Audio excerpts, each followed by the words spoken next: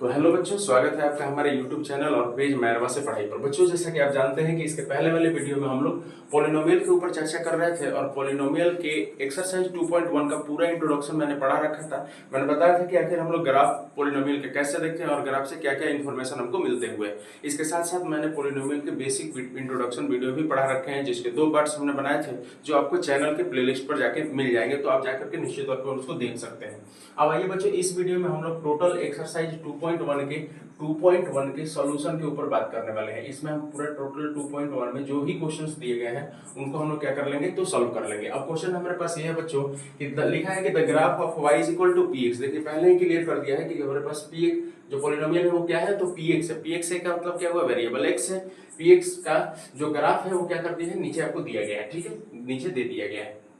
लिखा है कि find the number of zeros of px in each case. तो कह रहा है कि px के जीरोज की संख्या क्या है अलग अलग केसेस में, आप हमको बताइए। जैसे इस ग्राफ को देख के बताइए कि जो px पॉलिनोमियल है जिसका ग्राफ ये दे रखा है उसके कितने जीरोज होंगे। इसको देख के बताइए कि px के कितने जीरोज हैं, कितने जीरो है, कितने जीरो है, ठीक है। और हर केस में किसके बताना है, तो px से बताना है। मैंने कहा था बच्चों कि जब अगर आपसे px की बात करें तो आप किसको देखेंगे, तो आप x एक्सिस को देखेंगे। आप किसको देखेंगे, x एक्सिस। अगर आपको py की बात करें तो आप किस y को देखेंगे, तो y एक्सिस को देखेंगे। लेकिन हमारे पास यहाँ पर हर केस में px की बात की गई है, इसीलिए हम केवल और केवल किस एक्सिस को देखने वाले हैं, तो x एक्सिस को ही देखने वाले हैं, ठीक है। तो आइए देखते हैं हम लोग बच्चा लोग। अब यहाँ पर देखिए इस पॉलिनोमियल को देखिए, पहला क्वेश्चन, इस ग्राफ को देखिए। इस ग्राफ में पॉलिनोमियल कौन सा है, तो पॉलिनोमियल है हमारे पास px, ठीक है। पॉलिनोमियल क्या है हमारे पास, px है।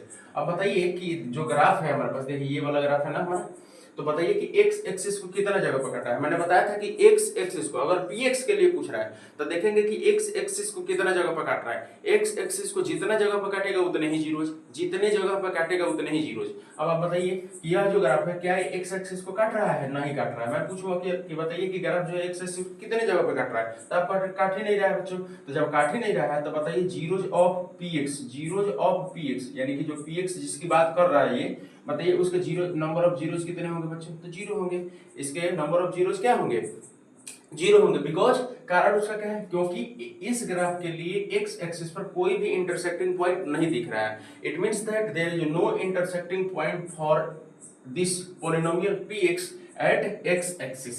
x एक्सिस पर कोई भी इंटरसेक्टिंग पॉइंट नहीं है, इसीलिए इसके नंबर ऑफ जीरोज कितने होंगे, तो इसके नंबर ऑफ जीरोज क्या हो जाएंगे बच्चों, जीरो हो जाएंगे। अगर दूसरे ग्राफ के लिए बात करें तो देखिए आप, ये x एक्सिस को कितने जगह पे काटा है, ऐसे गया ऐसे गया, तो x एक्सिस को कितने जगह पे काटा बच्चों, तो एक जगह पे काटा है, यानी कि number of zeros, number of zeros of px is equal to कितना है बच्चों, तो यहाँ पर कितना हो जाएगा, 1 हो जाएगा। क्यों, क्योंकि there is one intersecting point of px at x axis. तो x एक्सिस पर px का एक इंटरसेक्टिंग पॉइंट है, इसीलिए इसका नंबर ऑफ जीरोज कितने होंगे, तो 1 होगा। यानी इसका केवल एक ही जीरो होगा। इसका केवल कितना जीरो होगा बच्चों, 1 होगा। अगर उसी तरह से इस ग्राफ के लिए बात की जाए तो number of zeros of px is equal to कितना हो जाएगा, तो आप देखिए x एक्सिस को कितना जगह पे काटा हुआ है, तो 1, उसी तरह से यहाँ पर देखिए 2 और यहाँ पे कितना है, तो 3 है। यानी कि इसके नंबर ऑफ जीरोज कितने होंगे, 3 होंगे। क्यों, क्योंकि x एक्सिस पर हमको 3 इंटरसेक्टिंग पॉइंट मिल रहा है। It means that there are three intersecting points at x axis for px, for polynomial px। तो ये बात समझ में आ गया आपको। अच्छा, अगर आप इसके बारे में बेहतर और ज्यादा इंफॉर्मेशन गहरा से इसको पढ़ना चाहते हैं तो आप जाकर के प्लेलिस्ट पर इसका इंट्रोडक्शन वीडियो देख सकते हैं 2.1 का।